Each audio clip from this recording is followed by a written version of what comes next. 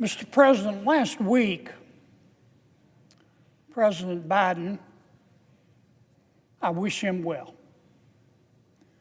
gave his farewell address to America. He said a number of things, but one in particular got my attention. He warned America about, quote, his words, not mine, quote, a dangerous concentration of power in the hands of very few ultra-wealthy people. President Biden went on to say, and I quote again, today, an oligarchy is taking shape in America of extreme wealth, power, and influence that literally threatens our entire democracy, our basic rights and freedoms, and a fair shot for everyone to get ahead, end quote. Now, I don't know who President Biden was talking about, but I know one particular circumstance about which I'm going to speak that fits his warning. Again, I don't know if the circumstance I'm about to describe is what President Biden meant, but if the shoe fits, wear it, Cinderella. Let me cut to the chase. Mr. George Soros is an oligarch. He's one of the wealthiest people in the world. He's a friend of President Biden's. Nothing wrong with that. In fact, President Biden just gave him, I think, the highest civilian honor that a president can give to a civilian, the Presidential Medal of Freedom. Mr. George Soros is buying WWL AM radio in New Orleans. Let me say that again. That may not mean much to you, Mr. President, but it means a lot to my people in Louisiana. Mr. George Soros is buying WWL AM radio in New Orleans. WWL AM radio is practically an institution in my state. It's been around since 1922. 1922. Over 100 years. It's a clear channel. It's what the communications experts call a clear channel Class A station. Its transmitter power output is about 50,000 watts. That's a lot, folks. That's the maximum for commercial AM stations in the United States. It's the lead station on the New Orleans Saints radio network. It's an important station. And Mr. George Soros is buying it. Now, what does that mean, and how did this happen?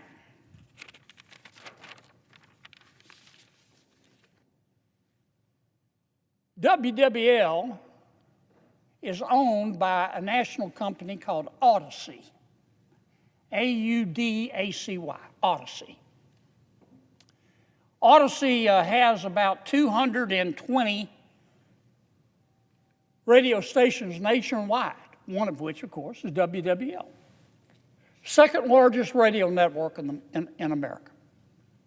It reaches, I think, 45 different markets throughout our country, Mr. President. 165 million Americans. It's huge. Audacy borrowed too much money. They took on too much debt. They took on about $1.9 billion worth of debt, and they couldn't service that debt with their revenues. So what did they do? They did what many other corporations do when they can't service their debt. They went into what's called Chapter 11 bankruptcy. not Chapter 7. Chapter 7 is when they liquidate the company. Chapter 11 bankruptcy is when a company goes into bankruptcy in front of a bankruptcy judge and says, Judge, we want to get all of our creditors and debtors together and restructure our cash flow and our debt so we can come out of this bankruptcy a surviving entity.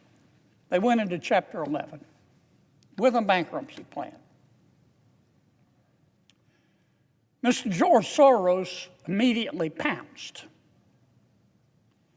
He, of that $1.9 billion in debt, he bought about $415 million of it. Cash on the barrelhead. Paid 50 cents on the dollar.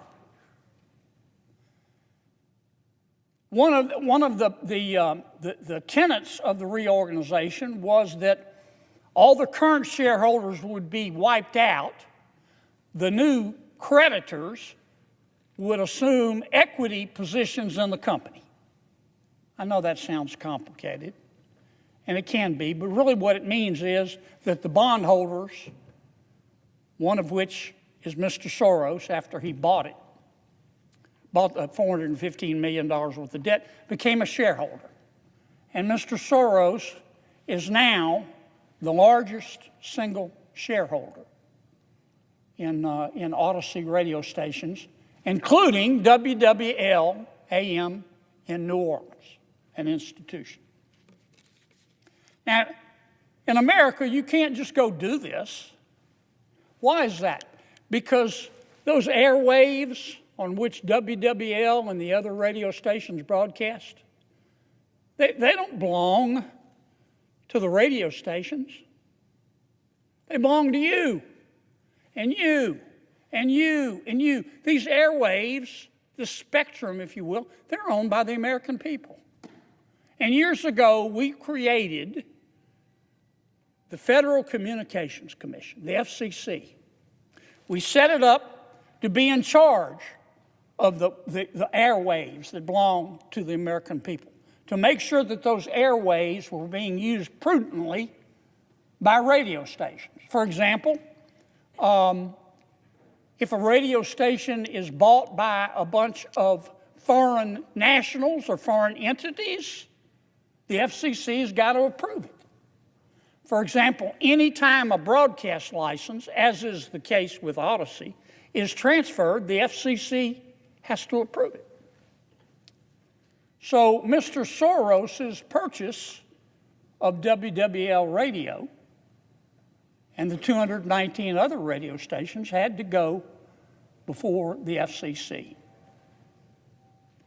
And it did. And it went, the approval for Mr. Soros went through the FCC like green grass through a goose. And it was a party line vote. It was last September. All three Democrats, there are 5 people on the FCC, all 3 Democrats said, let it go. And they short-circuited the normal process. Now, I'm not an FCC expert, and I'm not a communications law expert, but I've read, this has been widely reported, and I've read about it in many reports.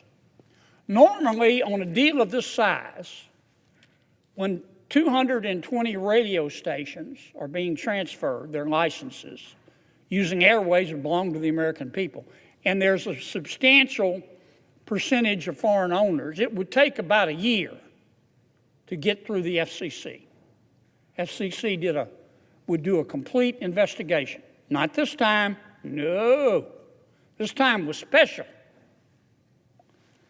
What happened was what some members of the media have called the Soros shortcut. They just got together and rammed it through. Did I mention it was like green grass through a goose? 3-2. Now, the 2 Republicans on the commission, they're screaming the whole time, whoa, Nellie, whoa, whoa. Why aren't we taking this seriously? Why aren't we investigating this? Why aren't we doing our due diligence? They were outvoted, 3-2. You know, when even in a democracy, when you've got the votes, you can make a porcupine like hot peppers if you've got the votes. It doesn't make it right. A number of people petitioned the FCC and said, please don't do this. One of the groups that petitioned the FCC was a group called Media Research Center. The FCC, 3 Democrats, 2 Republicans, dismissed them. But this is what the Media Research Center said. Quote, their words, not mine. There is no question that George Soros and his affiliated businesses are looking to control these radio stations to advance their particular brand of activism, close quote. And the MRC urged the FCC not to create, quote, a special Soros shortcut, quote, that would circumvent their rules and allow the deal to move forward. It did it anyway.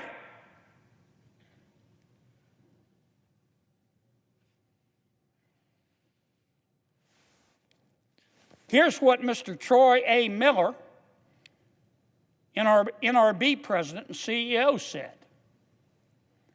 He said, quote, my words, or his words, not mine. Quote, the fact that the FCC is apparently willing to bypass the usual protocols, that means the normal procedures, to get this transaction done just weeks before a presidential election and right after the President of the United States gave Mr. Soros the Presidential Medal of Freedom, seriously undermines the Commission's credibility and raises unwarranted questions of whether administrative processes are being manipulated to exert political interference and preference, end quote. Here's what one of the Republican members of the FCC in dissent said, quote, Commissioner Brendan Carr, who's soon to be chairman of the FCC, now that there's a new sheriff in town. Here's what Mr. Carr said. The Commission's decision today, approving Mr. Soros's plan, is unprecedented. Never before has the Commission voted to approve the transfer of a broadcast license, let alone the transfer of broadcast licenses for over 200 radio stations across more than 40 markets without following the requirements and procedures codified in federal law. Pass me the sick bucket. This isn't right. But they did it. Now, this is America. You're entitled to believe what you want. If it's legal, you're entitled to do what you want. And Mr. Soros is certainly entitled to his opinion. He is. I don't agree with him, but he is certainly entitled to it in America. I'm not much into this cancel culture, and hopefully we've seen the end of it. But when you're acquiring radio licenses which can influence public opinion, and you're doing it in part, not exclusively, but in part with foreign money, well, that's why we have the SEC. But I want to make this clear. I believe in free speech and free expression. You're not free if you can't say what you think. You're not free if you can't express yourself. And Mr. Soros has that right. But here's where he stands. I want my people in Louisiana to know who's buying WWL radio in New Orleans. Mr. Soros is a billionaire. God bless him.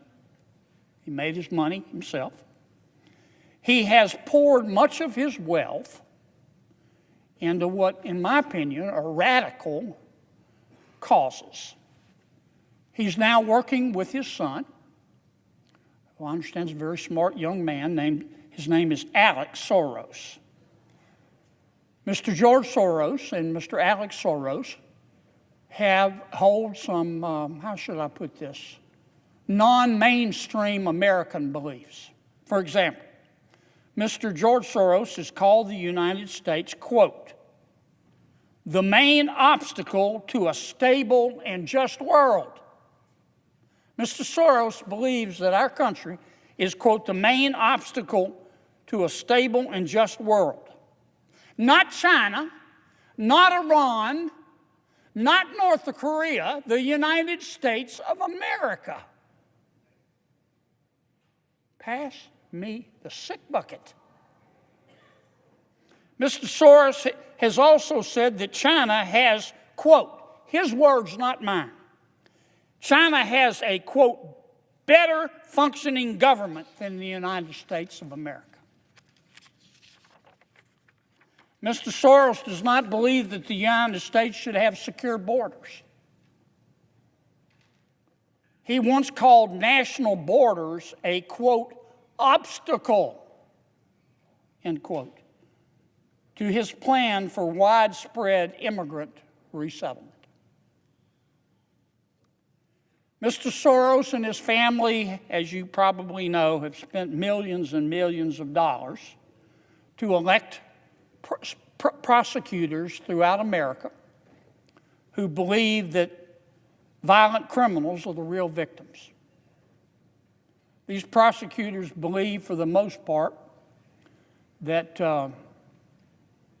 if a cop has to shoot a criminal, it's always the cop's fault, but if a criminal shoots a cop, it's always the gun's fault.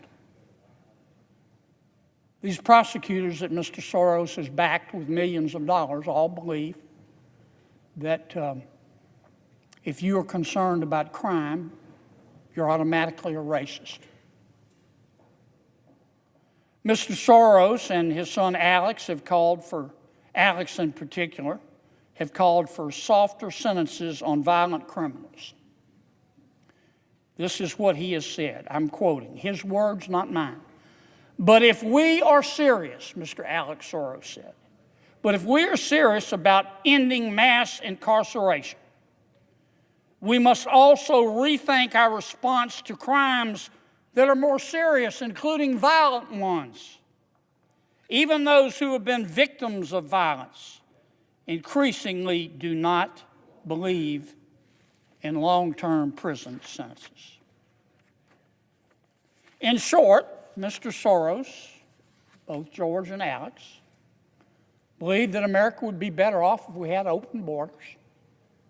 They believe that if America would be better off, in my opinion, this is how I read their writings, if we ended jails and if we ran our government like the Communist Party of China. I don't agree with that. But Mr. Soros, both of them are entitled to their opinion. But my people in Louisiana are entitled to know whose opinion they're hearing on the radio. And this has not been reported once in Louisiana. Let me say it again. Mr. George Soros, through a expedited procedure, I'm trying to be even-handed here, who received the Presidential Medal of Freedom from President Biden, and who is close to President Biden and all of my Democratic colleagues, on a 3-2 vote at the FCC, has been able to buy over 200 radio stations throughout America, including WWL Radio. And I want my people to know about it. And I want to make sure that it was done legally. I'm not saying it wasn't done legally. I am saying that it looks funny. Not funny, ha-ha. It looks weird the way this was done. It has the aroma of politics. And I hope the new FCC revisits this issue. These licenses and these airwaves do not belong to me or the FCC or to Odyssey or to WWL. They belong to you and you and you, the American people. And we're supposed to make sure through our FCC, that's why God created the FCC, that these licenses are not just given to anybody.